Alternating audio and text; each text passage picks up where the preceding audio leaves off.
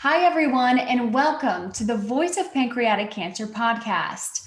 I'm your host, Miranda Weinberg with the Seena Magowitz Foundation. We're a nonprofit committed to the awareness, prevention, and cure of pancreatic cancer. One of the ways we work toward that goal is through partnerships like ours with the Medical College of Wisconsin. Today, we'll hear from MCW's Dr. Douglas B. Evans, world-renowned pancreatic cancer surgeon and research oncologist, who shares the latest in pancreatic cancer surgery and the importance of second opinions. We'll be joined by two of his advanced practice providers, Gabby Pyptiuk and Lauren Newell.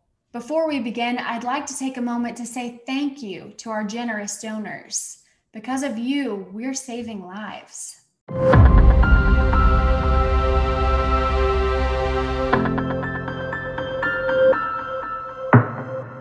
Yeah, thanks so much, Miranda. We're thrilled to be partnering a little bit closer with the Seena Magowitz Foundation, and certainly anything that can be done to improve the outcome for patients and their families with pancreas cancer is what we're all about. So it's absolutely fantastic. And these podcasts are a tremendous way for patients and their families to learn more about the disease and potentially the options that are available to them for treatment.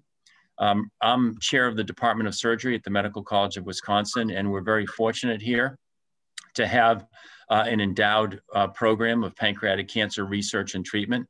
Our program was endowed by Mary Ann and Charles Laban, a wonderful family here in Milwaukee, who endowed our program. Our director is Dr. Susan Tsai, and we're thrilled to have a multidisciplinary group of physicians. We have surgeons, medical oncologists, radiation oncologists, gastroenterologists, radiologists, pathologists, just an incredible array of physicians who care for patients with this disease. And that really is one of the challenges with pancreas cancer is it takes a village to care for patients with this disease.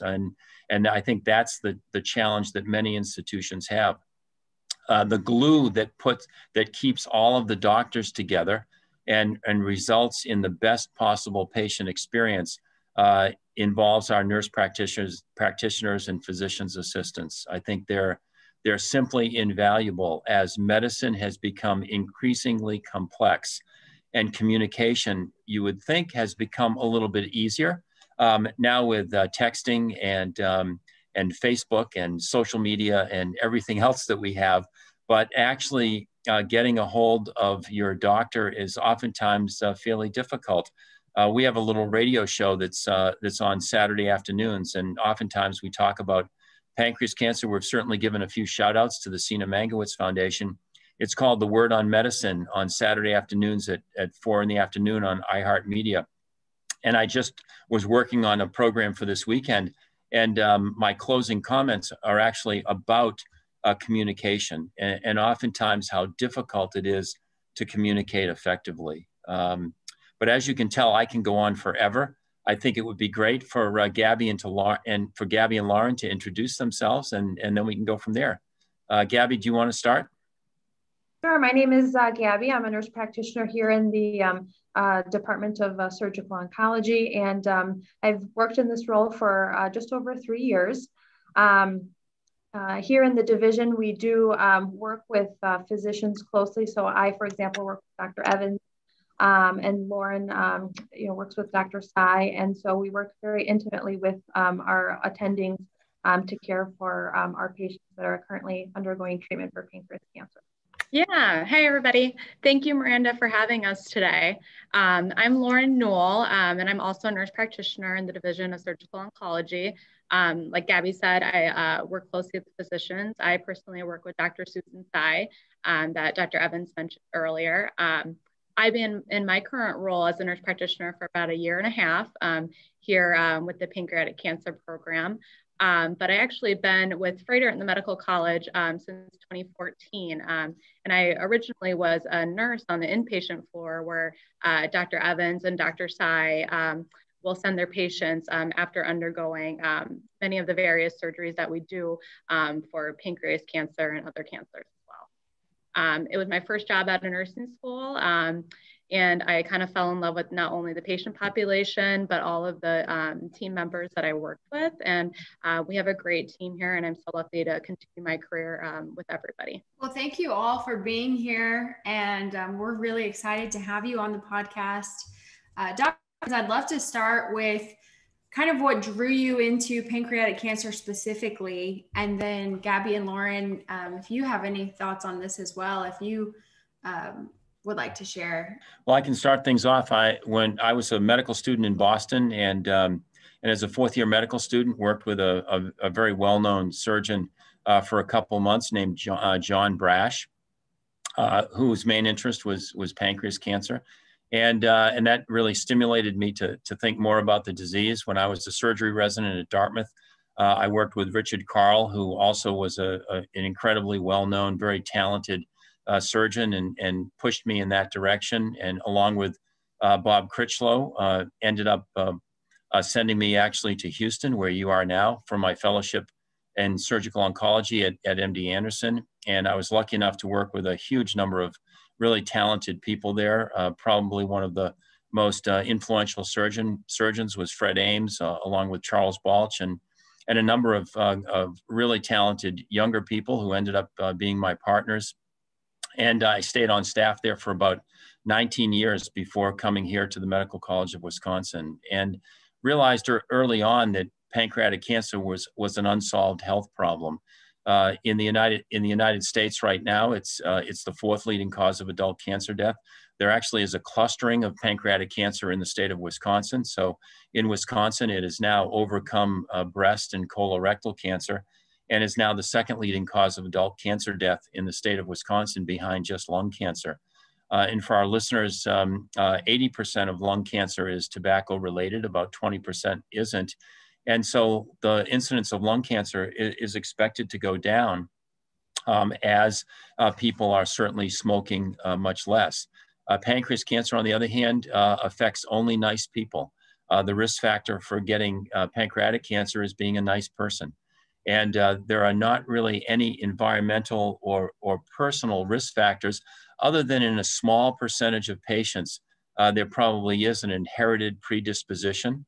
That's why under Susan Tsai's leadership, we have one of very few high-risk screening programs here at the Medical College of Wisconsin for patients with pancreas cancer.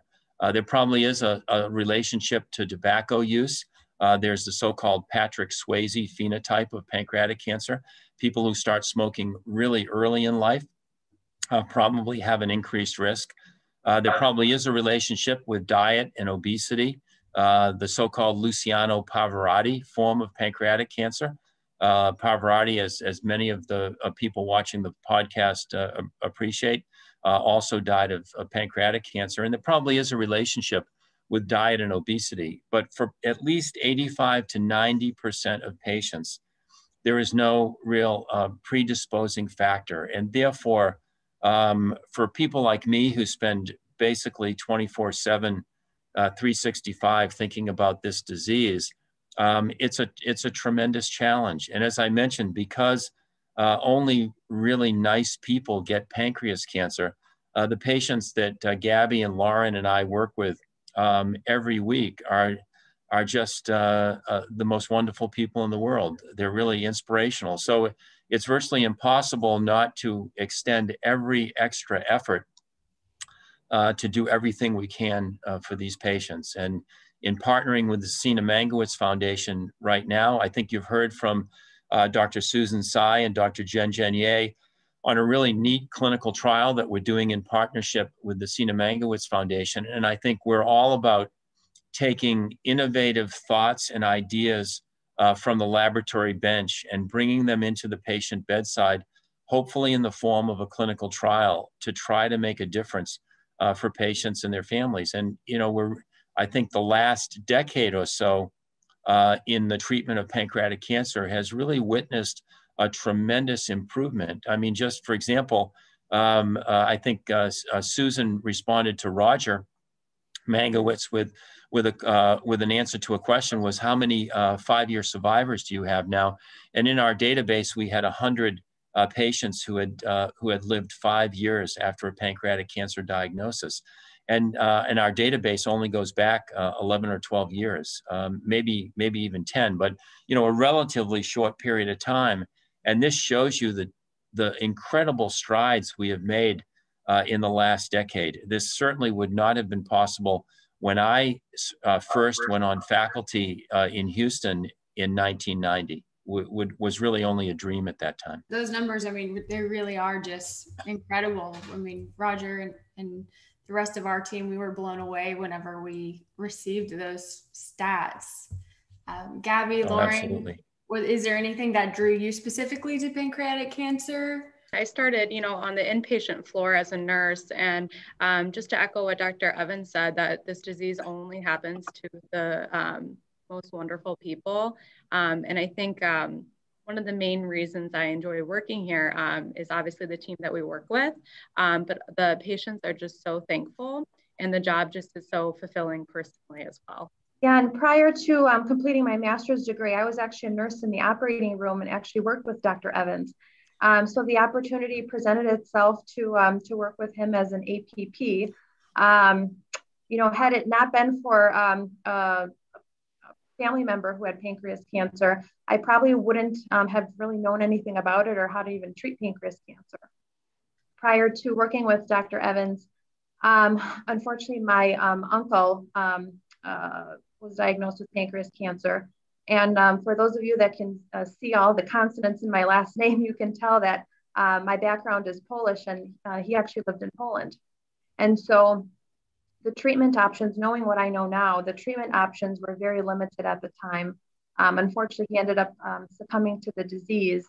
But things like genetic testing, things like neoadjuvant chemotherapy, those are simply just not available. And knowing what I know now, it's really amazing the things that we do and the outcomes that we have. Yeah, well, I'm sorry to hear about your uncle, but I mean, it sounds like you've been able to make strides working with Dr. Evans. And Dr. Evans, I mean, you have such a reputation for surgery specifically. We wanted to talk about and highlight Whipple surgery. And we are hearing more, obviously, about the robotic element that's come into the conversation these days. So I would love it if you could kind of explain the differences. Sure. And just kind of what you're seeing trending. Well, what we've done, first of all, from a higher kind of a 3,000-foot perspective, what we've tried to do over the last few decades is find the best possible ways to combine drug therapy, chemotherapy and related drugs, radiation therapy and surgery in a way that will result in the patients living the longest. I mean, the goal here is to provide patients and their families as many good quality days on planet Earth as we can. I mean, people shouldn't lose sight of the goal. I mean, that is the ultimate goal. How we achieve that goal are really the details, whether we use chemotherapy, immunotherapy, vaccines, various other types of complementary therapies, radiation therapy and surgery. The goal is keeping people feeling well in the best possible shape for as long as possible. Sometimes that results in a cure. Sometimes that doesn't, but that certainly is the goal. Right now, I think it's safe to say that surgery is usually necessary, albeit not sufficient, to achieve that goal, certainly to achieve a cure. And if you look at many of the papers that we've published from here at MCW, in patients who receive chemotherapy, which we kind of use the term systemic therapy or drug therapy, plus radiation, plus surgery. So in effect, we get all of the treatment into them that we plan to at the time of diagnosis. For those patients, about 40% of them are long-term survivors. And once a patient gets out to about 4 to 5 years with no evidence of recurrence, the likelihood of a recurrence is really quite low. I mean, it still is theoretically possible, and they may experience a recurrence in the lungs, for example, but it's quite rare. And that occurs in about 40% of patients. Unfortunately, the cancer comes back right now in about 60% of patients. Again, statistics which are far greater than anything that was present in the past. And in about half of those patients, so 30% of the total, the cancer doesn't recur for a couple years. And unfortunately, in 30% of those patients, the cancer recurs early, within the first 2 years after surgery. So what I tell patients before the operation, because we typically operate last here, we try to deliver our systemic therapy and radiation before surgery. It certainly is easier for the patient to tolerate it. And also there are a number of biologic, physiologic, and potentially immunologic reasons why those treatments would be more effective given before surgery rather than after surgery. But what I tell them is, there is about a 30% chance that the operation will be unsuccessful. In other words, even though we do the surgery and they recover from the operation, the cancer will be back within a year or two of the operation, which we would view as a failure in our treatment. That means that there's about a 70% chance that they will derive benefit from surgery, and I think that's really important. I think oftentimes people, our patients and their family, just assume that if we can surgically remove a tumor, it's going to clearly provide benefit, but that always isn't the case. And that's why we carefully assess the patients that we operate upon. There really is, we try to completely avoid major complications and certainly surgery-related death with pancreas surgery. The Whipple operation was first coined by Alan Oldfather Whipple back in 1935 when he first described the operation. He did it in 2 stages because it was felt to be too big an operation to do at once. They didn't have the equipment that we have today. I mean, just you can only imagine in the 1930s and 40s. It really wasn't until the 1960s when Dr. Brash, who I mentioned previously, Dr. John Cameron from Johns Hopkins and others really pioneered how we do the operation. Bill Traverso, Howard Reber, just a tremendous number of if you will, fathers of pancreatic surgery. And I think now the operation is also moving into minimally invasive technology. And by minimally invasive, I mean without an incision. If we do the operation with an open incision, then that incision usually goes from about the breastbone, which is the top of the belly, down to the belly button. And I use an incision that's a simple straight line from the breastbone to the belly button. With laparoscopy or robotic surgery, the incisions are smaller. I think the challenge with certainly the Whipple operation, which removes the right side of the pancreas, and that includes the gallbladder, bile duct, the duodenum. It may include the lower part of the stomach. The challenge with that operation being done robotically or laparoscopically is that most surgeons would not be comfortable removing blood vessels or dealing with blood vessel and tumor interaction without an incision. And I think the second thing is as the operation becomes larger in magnitude, so it takes most people, depending on what is done, anywhere from 4 to 8 hours to do a Whipple operation. And obviously, the more complicated the operation, the longer it takes. As the operation becomes longer, then the size of the incision probably becomes of lesser significance.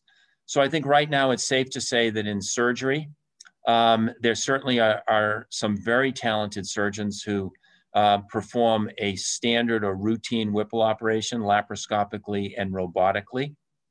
It's uncommon for larger tumors, which involve the associated veins and arteries, for that to be performed laparoscopically or robotically.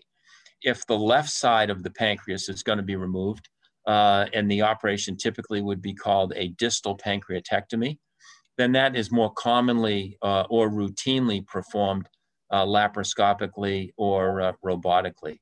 I think here at the Medical College of Wisconsin, because it's typically the smaller tumors that are managed robotically or laparoscopically, we tend to use the robotic approach, the robotic platform. We try to concentrate those operations in one surgeon. So one of our partners, Kathleen Christians, who's incredibly talented, and we'll have to definitely do a podcast with Kathleen. She tends to do all of the robotic operations because if you think about it for a minute, somewhere between 25 to 30% of patients with pancreas cancer will end up going to the operating room, maybe a little higher in some areas. But only a fraction of those patients will have smaller tumors that were diagnosed earlier. And therefore, it's only a fraction of those patients that will actually be amenable to a robotic pancreatectomy. And surgery is no different than playing sports. I kind of like basketball a lot. And so I use the analogy that it's no different than shooting foul shots. The more foul shots you shoot, the more you practice, the better you'll get at it. So what we try to do here is for the robotic platform, we try to concentrate that with one surgeon so that she can be really good at it. And our results will be just as good as with an open operation. So I hope that kind of covered the basics of surgery, if you will. Yeah, no, that makes a lot of sense. And it really just depends on the patient. I think we'll have to see what happens. I think the problem is pancreas cancer is a relatively low incident disease. So, the likelihood of basically there's about 150 patients with pancreas cancer per every million population. And if you then assume that only 20 or 25% of those patients will have a tumor that is operable, unfortunately, the cancer is inoperable in many patients at the time of diagnosis. So even if we say 30% of that, we're dealing with relatively small numbers. And it's so important that surgeons are experienced in the field. I think, right now there's an appropriate trend in medicine of tremendous subspecialization in cancer surgery. So, for example, I do pancreas and endocrine surgery. That's the number of the different forms of operations that I do are relatively small. I do pancreas surgery. I operate on thyroid cancer, the parathyroid glands, and the adrenal tumors, and rare and unusual endocrine tumors of the gastrointestinal tract. So that's the extent of my clinical practice, and I operate 2 to 3 days a week. So, and I think that kind of volume is really necessary to be good at what someone does. So I think one of the problems with robotic pancreatic surgery is the experience of the surgeon. And I think we'll have to see where that goes. Right now, that's a kind of an unsolved area of controversy outside of major centers. I think here we see a large number of patients with pancreas cancer. We also focus the robotic platform on one surgeon. Right. And therefore she's at the robot every other week or every other week doing a pancreas operation. And I think that's necessary for her to get really good at it. That is not necessarily possible at every institution. Okay. Yeah. I mean, my practice is largely focused on larger tumors, the patients who have blood vessel involvement. That's been kind of my area of interest and what I've focused on. Awesome. Well, switching gears a little bit, we would love to talk more about our partnership. I know you mentioned the clinical trial that we've been fortunate to be a part of. I would love to hear how you got involved and introduced to Roger and Magowitz Foundation. Well, I'm one of 3 physicians on the National Advisory Council, which is the philanthropic arm of TGen, or the Translational Genomics Research Institute. They're also affiliated with City of Hope Cancer Center in California. TGen was started by Dr. Dan Von Hoff, who's an internationally known physician scientist and oncologist, really an incredibly talented man. And the National Advisory Council has invited applications for grant funding. So we submitted a grant proposal to the National Advisory Council involving a really unique clinical trial that I think Dr. Tsai and Dr. Ye have talked about on a separate podcast that really uses an incredibly unique technology that Dr. Zhenzhen Ye developed at the University of North Carolina.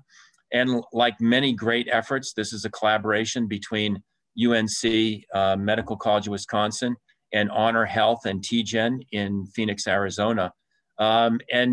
Fortunately, that grant was funded, and it was actually funded by the Seena Magowitz Foundation, which then allowed us the opportunity to get to know Roger a little bit more. I've been to Phoenix a couple times for the end of year gala events that the National Advisory Council has put on, and I think it was a great opportunity to meet people who are really passionate about this disease and making a difference. I think I would view Roger Magowitz and the Seena Magowitz Foundation and everything that you're doing kind of in two big large buckets. I think number one is helping people, and I think that's what's so great about everything that you do. It's more than just advocacy. It's adding compassion and affection to people who are really in need. And I think for anyone who has listened to Roger or spent any time with him, I think many organizations try to provide compassionate care. I think what Roger and the Seena Magowitz does, and it's largely it's probably in the air conditioning units. It's all I can think of. In the air conditioning units in Houston and Hawaii, is its affection. And I think that's what people feel, and they feel comforted. They get accurate information from people who really care about them. And then I think the second thing that the Seena Magowitz is trying to do is it's trying to really advance the treatment of this disease. And I think they're doing it by funding innovative, cutting-edge, impactful clinical trials. And that's how we will make a difference in the treatment of this disease. So I think it's a great relationship. We're thrilled to be associated with the Seena Magowitz Foundation, which is a tremendous organization that just has a huge heart. And I think it's wonderful for us. And I think lastly, I'll leave you with one thing that's important for Gabi, Lauren, and me is to stay in touch with people like Roger and with all of the podcasts and everything else you do, because it's so easy for us to create a little bit of fatigue from our work. I mean, it's hard work, and sometimes it's sad. Although we have some great happy moments, we have some sad times too. And I think being associated with foundations, advocacy groups for people like Roger, I mean, it's uplifting for us, and it gives us a jolt and an inspiration as well.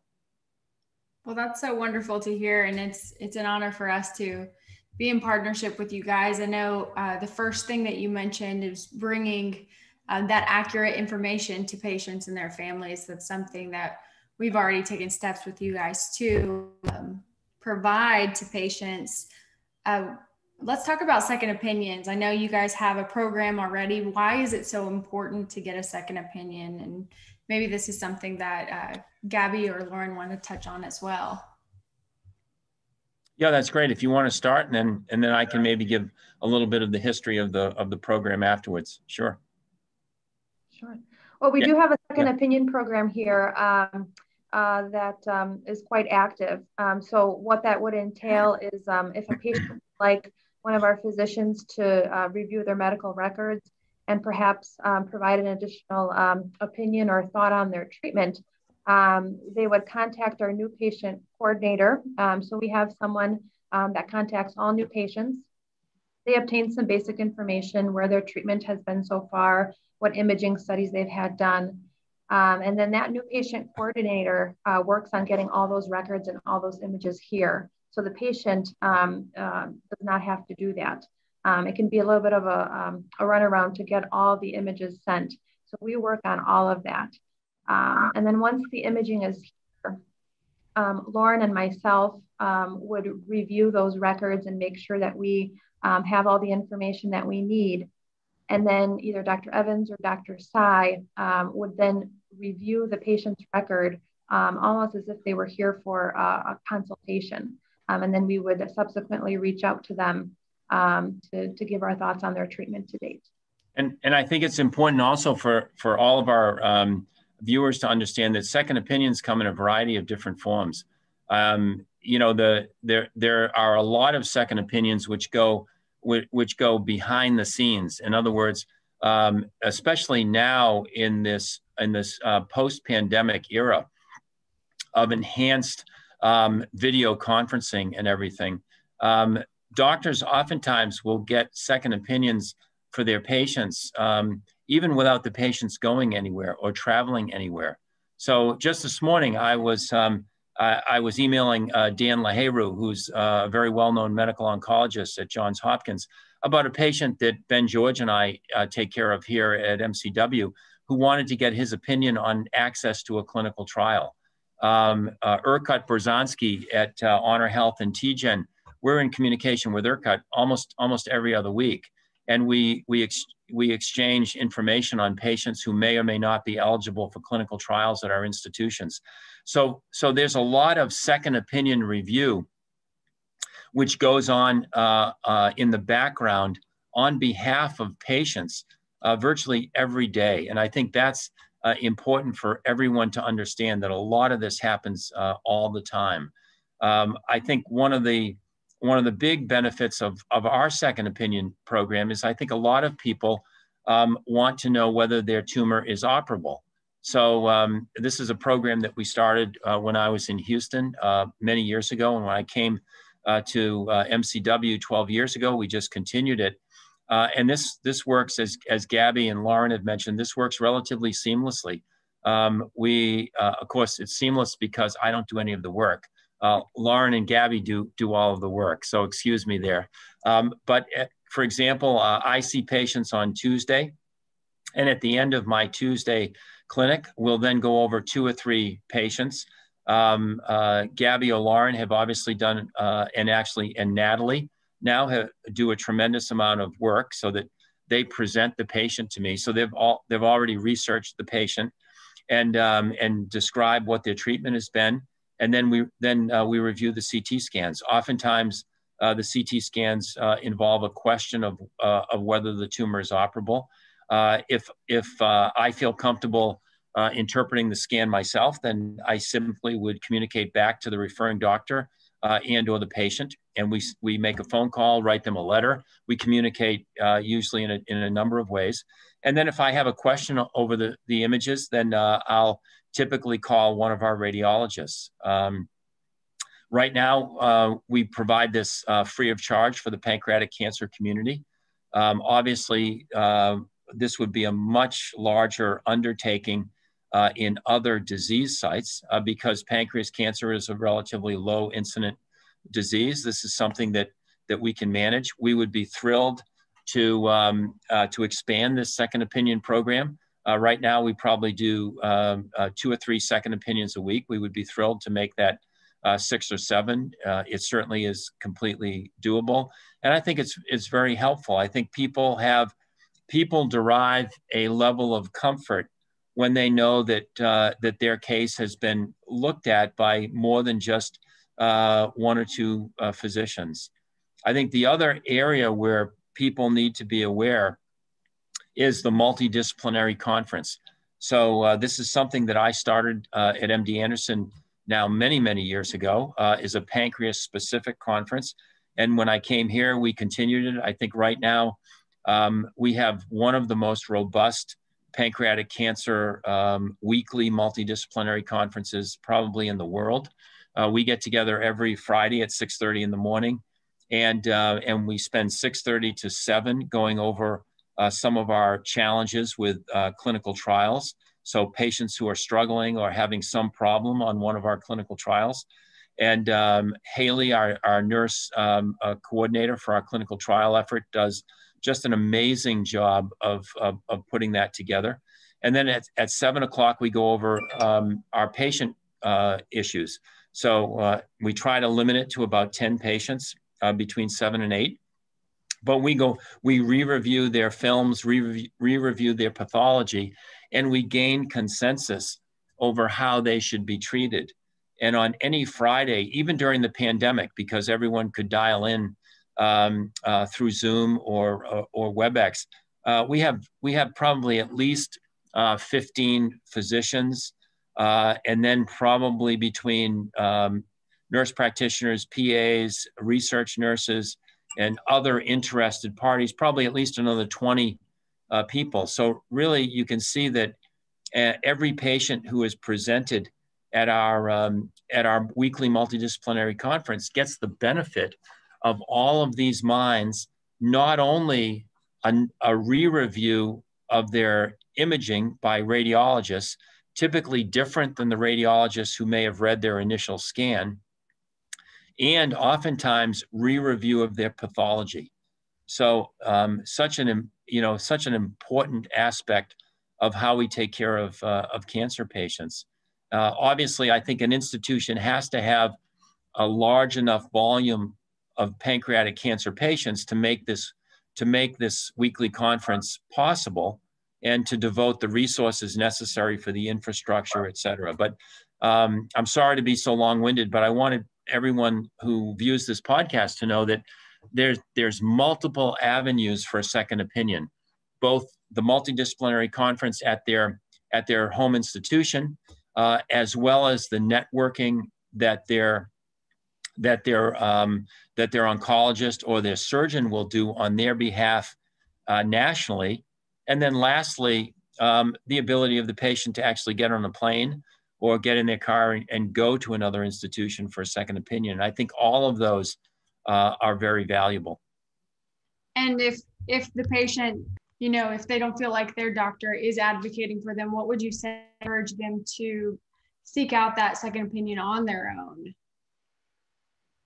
Yeah, I think absolutely that certainly is a good thing to do. I think oftentimes patients don't empower their oncologist or their surgeon to do that, right? I think it can sometimes be a little bit of an uncomfortable conversation.